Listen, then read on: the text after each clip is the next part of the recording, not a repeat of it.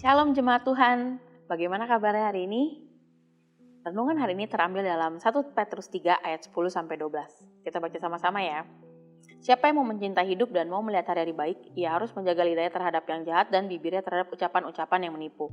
Ia harus menjauhi yang jahat dan melakukan yang baik.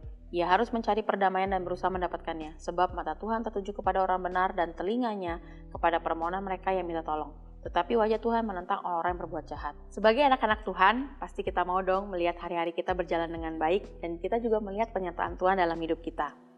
Lewat renungan ini kita mau sama-sama belajar. Yang pertama, kita harus menjaga lidah kita dari ucapan-ucapan yang menipu.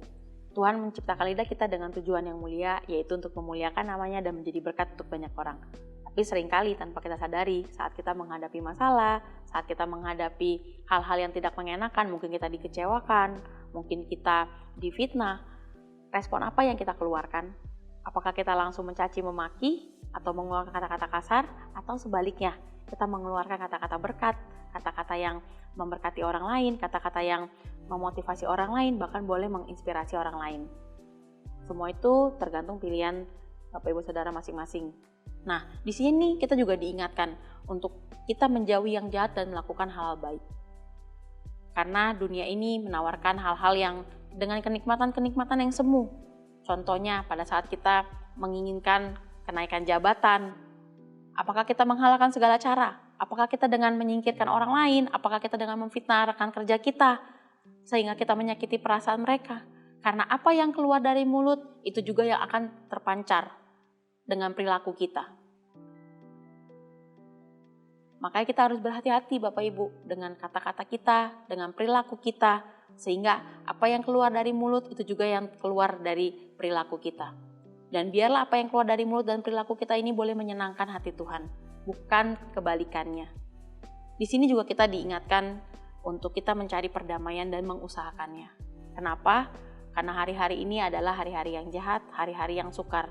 Di mana kita lihat di sosial media, kita lihat di berita bahwa orang-orang di luar sana lebih senang menghujat, lebih senang mencaci maki, mengeluarkan kata-kata yang tidak enak untuk didengar, perselisihan, pertengkaran, keributan. Itu yang kita sering dengar. Tapi kita sebagai anak-anak Tuhan, anak-anak terang, kita diajak untuk mencari yang namanya perdamaian dan mengusahakannya. Sehingga apa? Sehingga hadirat Tuhan boleh nyata dalam kehidupan kita. Dan sejahtera Tuhan nyata dalam kehidupan kita. Saat kita menjaga lidah kita menjaga perilaku kita, berkat Tuhan akan dicurahkan. Yaitu apa? Damai sejahtera. Gak cuma hanya damai sejahtera Bapak Ibu. Yaitu kita mendapatkan upah. Upahnya berupa kita boleh melihat bahwa Tuhan mendengar setiap doa-doa Bapak Ibu.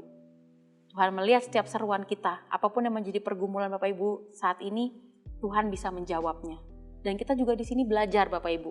Dari kisah Yusuf, bagaimana kita melihat dan kita tahu sikap hati Yusuf pada saat dia menghadapi setiap masalah demi masalah yang terjadi, pada saat dia dibuang oleh keluarganya, difitnah oleh istri dari Potifar, dan juga kita melihat bagaimana juru minum lupa akan Yusuf.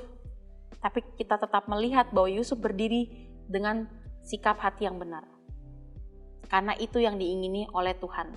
Makanya kita gak heran kita melihat Yusuf saat dia hidupnya berkenan kepada Tuhan, Tuhan melimpahkan semuanya kepada Yusuf. Pasti kita juga mau dong Bapak Ibu melihat itu terjadi dalam kehidupan kita. Kita boleh senantiasa melakukan hari-hari ini apa yang menyenangkan hati Tuhan. Kiranya renungan hari ini boleh menjadi berkat untuk kita semua. Dan boleh kita lakukan dan kita praktekkan dalam kehidupan kita sehari-hari. Sehingga biar apa yang kita lakukan ini boleh menjadi berkat bagi banyak orang dan memuliakan nama Tuhan. Terima kasih, Tuhan Yesus memberkati Bapak Ibu semua.